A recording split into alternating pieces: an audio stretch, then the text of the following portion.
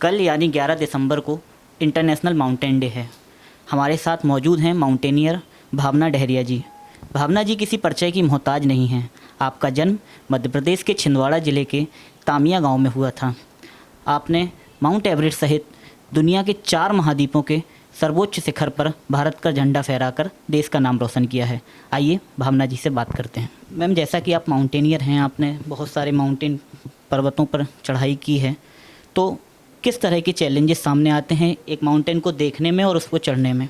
बिल्कुल, देखना बहुत आसान है क्योंकि हम आँखों से देख लेते हैं, बहुत ही सुंदर नज़ारा होता है माउंटेन का। लेकिन जब उसमें क्लाइंब करने की बारी आती है, तो वो काफ़ी चैलेंजिंग होता है। माउंटेन्स के अलग क्लाइंबिंग करने के रूल हैं, वो हमको फॉलो करने होते हैं। और चढ़ने के लिए जो टेक्निक यूज़ करनी होती है, वो उसकी हमें ट्रेनिंग लेना है। मतलब देखने और चढ़ने में बहुत ही ज़्यादा डिफरेंस है। मैम, क्या क्या रूल हैं वैसे क्लाइंबिंग के? जब हम क्लाइंब करते हैं तो फर्स्ट थिंग कि आप ट्रेन होना चाहिए। अगर आप इस प्रोफेशनल माउंटेनियर हैं, आप ग्लेशियर की पहाड़ी में जा रहे हैं या आप कैसे माउंटेन में जा रहे हैं, माउंटेन का पूरा नॉलेज लेना होता है कि आप कैसे क्लाइंबिंग, अगर आइस हार्ड आइस है तो आप कैसे क्लाइंब करेंगे, सॉफ्ट आइस है तो कैसे क्लाइंब करेंगे, और कैसे टीम को मैनेज करेंगे। ये सारे जो रूल्स होते हैं वो हमको देखना। और इसके अलावा सबसे इम्पॉर्टेंट माउंटेन मैनर्स, कि हम माउंटेन से कैसा बिहेव करेंगे क्लाइंब करते टाइम। अच्छा, प्रदूषण का माउंटेन पर कोई खासा फ़र्क पड़ा हो? बिल्कुल, बहुत फ़र्क पड़ा है। लेकिन मतलब सबसे इम्पॉर्टेंट बात ग्लोबल वार्मिंग का है कि उसके कारण ग्लेशियर मेल्ट हो रहा है। बाकी अगर एज अ माउंटेनियर मैं बोलूँ तो माउंटेनियर के साइड से माउंटेन को कम हार्म है, लेकिन जो ग्लोबल वार्मिंग है उसके कारण ग्लेशियर मेल्ट हो रहा है और ये जो चेंजेस हमारी प्रकृति में हो रहे हैं वो देखने को हमको मिल रहे हैं। पोल्यूशन की बात करें तो बहुत हाइट में तो उतना पोल्यूशन नहीं है, लेकिन जो टूरिस्ट प्लेस है, जो जहाँ तक इंसान मतलब मनुष्य पहुँच सकता है, वहाँ तक थोड़ी अवेयरनेस की बहुत ज़्यादा, मतलब थोड़ी नहीं, बहुत ज़्यादा ज़रूरत है। अच्छा, भारत के किन किन इलाकों में, जैसे कई जगह आपने तो सारे लगभग देश के सारे माउंटेन कवर किए होंगे, कोई खास इलाका जहाँ पे लोग ज़्यादा जागरूक हैं, कोई ऐसा इलाका जिसमें कम जागरूक हैं, ज़्यादा प्रदूषण कर रहे हैं? अ, जैसे कि क्या होता है कि जहाँ के लोग हैं वो उस चीज़ की वैल्यू को समझते हैं क्योंकि उनका जीवन यापन वहीं से है। जैसे हम उत्तराखंड बोल दें, हिमाचल बोल दें, अरुणाचल प्रदेश बोल दें, जहाँ हमारी हिमालय रेंजेस हैं। लेकिन जो टूरिस्ट है उनको गाइड करके कि हम जब हम किसी नेचर प्लेस में जाते हैं या माउंटेन में जाते हैं तो उनसे बिहेव, जो मैंने आपको बताया माउंटेन मैनर्स के बारे में, कि उनसे हमारा जो बिहेव है वो कैसा होना चाहिए, क्योंकि उससे ही प्रकृति है। ऐसा नहीं माउंटेन से ग्लेशियर है, वाटर है, और जो हमारे जो नेचुरल ये जो तत्व होते जैसे औषधियाँ, मैक्सिमम जो औषधियाँ हैं वो माउंटेन से ही हमको मिलती हैं। तो ये सारी चीज़ों को हमको सेफ़ रखना है, तो हमको ये ध्यान रखना होगा कि हमें हमारे साइड से कम नुकसान पहुँचे। जैसे आपने 4 महाद्वीपों के माउंटेन्स को कवर किया है, तो भारत की तुलना में वो कितने अलग हैं? बहुत अलग है। हमारे भारत की जो हिमालय श्रृंखलाएं हैं वो मैंने और कहीं नहीं देखी, मतलब नेपाल के अलावा। नेपाल भी हमारे हिमालय रेंजेस में आता है, लेकिन जो बाकी कॉन्टिनेंट के मैंने हाईएस्ट जो पीक क्लाइम किया है वो सिर्फ उनके हाईएस्ट माउंटेन है, वो कोई रेंज नहीं है। जैसे हमारे यहाँ इतना प्रकृति जो हमने देखी है, जो हिमालय रेंजेस है, इतने सारे पहाड़ है हर जगह, मतलब ये कहना चाहिए जो कम से कम बोलते हैं कि 2400 किलोमीटर में हिमालय रेंज फैला हुआ है, जिसमें से सिर्फ इंडिया में मैक्सिमम पार्ट है और कुछ नेपाल में और कुछ चाइना में। उसके अलावा जो बाकी कॉन्टिनेंट हैं उसमें हिमालय रेंज नहीं है, वहाँ पर सिर्फ माउंटेन है। और कुछ माउंटेन ऐसे हैं जिनमें, जैसे अगर मैं साउथ अमेरिका की बात करूँ तो वो वहाँ का जो माउंटेन में एकांकागुआ क्लाइंब करने गई थी, तो वहाँ के पानी में मिनरल ही नहीं है। मतलब वहाँ सिर्फ आइस है, वो हमारा पानी वो पीने लिए भी नहीं, सिर्फ मतलब गला सुखा सकता है लेकिन प्यास नहीं बुझा सकता। लेकिन हमारे जो माउंटेन का वाटर है वो फुल मिनरल वाला वाटर है। अच्छा, प्रदूषण में तुलना करें तो भारत ने, जैसे माउंटेन्स में आपने बताया थोड़ा बहुत गंदगी कर रखी है, क्या बाहर भी ऐसा है?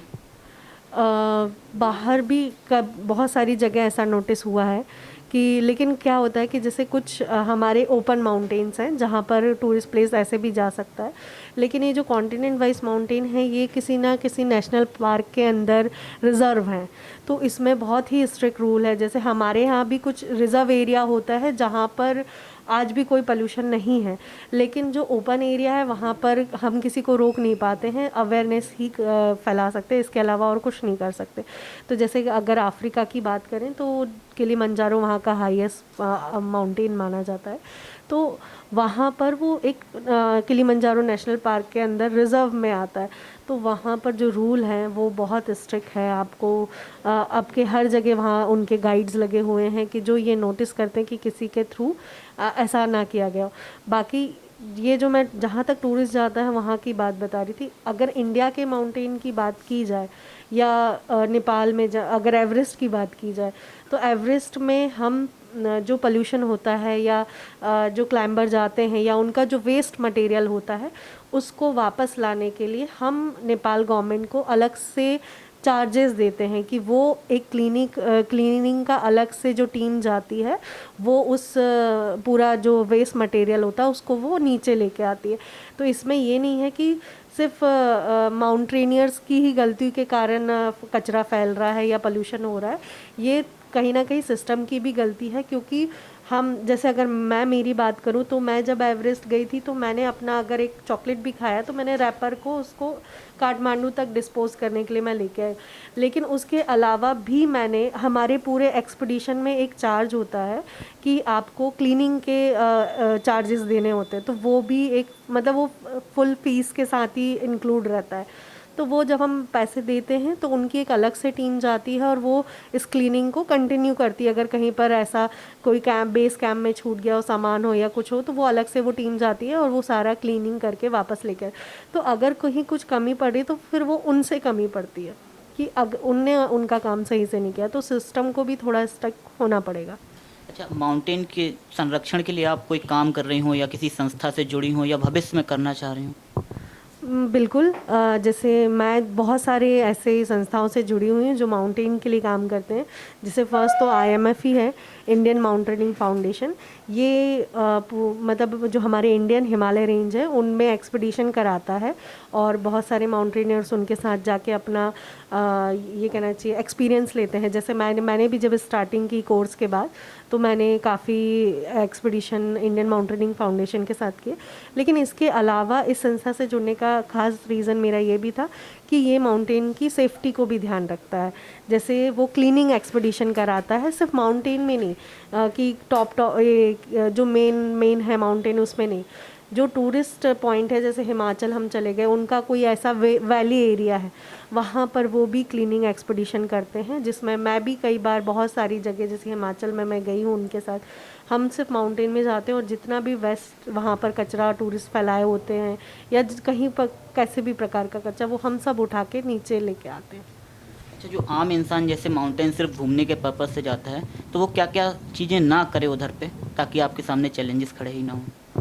बिल्कुल, सबसे इम्पॉर्टेंट यही चीज़ है कि अगर आप कुछ ऐसे सामान लेके जाते हैं, क्योंकि सब फूड लेके चलते हैं, अपना खाना पीना ये सब चलता है, लेकिन अगर आप उस वेस्ट सामान का मतलब रैपर्स का ये सब का अगर आप अपने पास रख लें और उसको ऐसी जगह डिस्पोज करें जहाँ पर वो जैसे सिटी में हम डिस्पोज सेंटर बनाते हैं वहाँ पर, क्योंकि माउंटेन में वापस उठाने कौन जाएगा। आप किसी नेचर प्लेस में जा रहे हैं, अगर आपने कोई रैपर फेंक दिया आप तो वहाँ से वापस आ गए, लेकिन दूसरा कोई उसको उठाने नहीं जाएगा। तो इसलिए मेरा ये कहना है कि वहाँ आप फेंकें ना तो वापस लाने की ज़रूरत ही नहीं होगी। अच्छा, आप जो 4 महाद्वीपों का जैसे हमने जिक्र किया, अभी आपने 4 महाद्वीपों की शिखर जो चोटियां हैं उन पर झंडा फहराया है देश का, तो इनके बारे में कुछ अनुभव और ये कौन कौन से माउंटेन हैं किस देश के? बिल्कुल, सबसे मेरा सबसे मतलब एक्सट्रीम अचीवमेंट जिसको मैं बोलती हूँ वो माउंट एवरेस्ट है, नेपाल में है और वर्ल्ड का हाईएस्ट पीक है, सभी जानते हैं। तो वो मैंने 22 मई 2019 को सबमिट किया था और ये मेरा ये कहना चाहिए ड्रीम और एक बचपन से जुड़ा हुआ, मतलब 7th क्लास से मैं उसके लिए जी रही थी कि मुझे एक दिन माउंटेनियर बनना है और माउंट एवरेस्ट पे क्लाइंब करना है। तो वो अचीवमेंट मैंने मध्य प्रदेश के लिए उस दिन सबमिट किया, मतलब 22 मई को 2019 में। और 2019 में ही मैंने अफ्रीका का हाईएस्ट पीक क्लाइम किया था जो कि किलिमंजारो है। उसकी ख़ास बात ये है कि वो मैंने दिवाली के दिन सबमिट किया था और मैं दिए भी लेके गई थी, और हमारे जो भारतवर्ष का सबसे इम्पॉर्टेंट फेस्टिवल माना जाता है तो वो मैंने वहाँ पर सेलिब्रेट किया। और अभी रिसेंटली जो मैंने क्लाइम किया था वो मार्च में था, बिफोर लॉकडाउन। कॉजियस्को है पीक का नाम, और वो ऑस्ट्रेलिया का हाईएस्ट पीक है। और वो उस पर भी खास बात ये है कि वो मैंने दिवाली के दिन होली के दिन सबमिट किया। तो मैंने भारतवर्ष के जो मोस्ट इम्पॉर्टेंट दोनों फेस्टिवल है वो एक टॉप पे सेलिब्रेट किया और हमारे कल्चर को स्प्रेड किया। और मैंने नोटिस किया कि हमारे कल्चर को पूरा वर्ल्ड पसंद करता है। इसके अलावा मैं ये भी बताना चाहूँगी कि हर माउंटेन एक जैसा नहीं होता है, सब में चैलेंजेस अलग अलग होते हैं।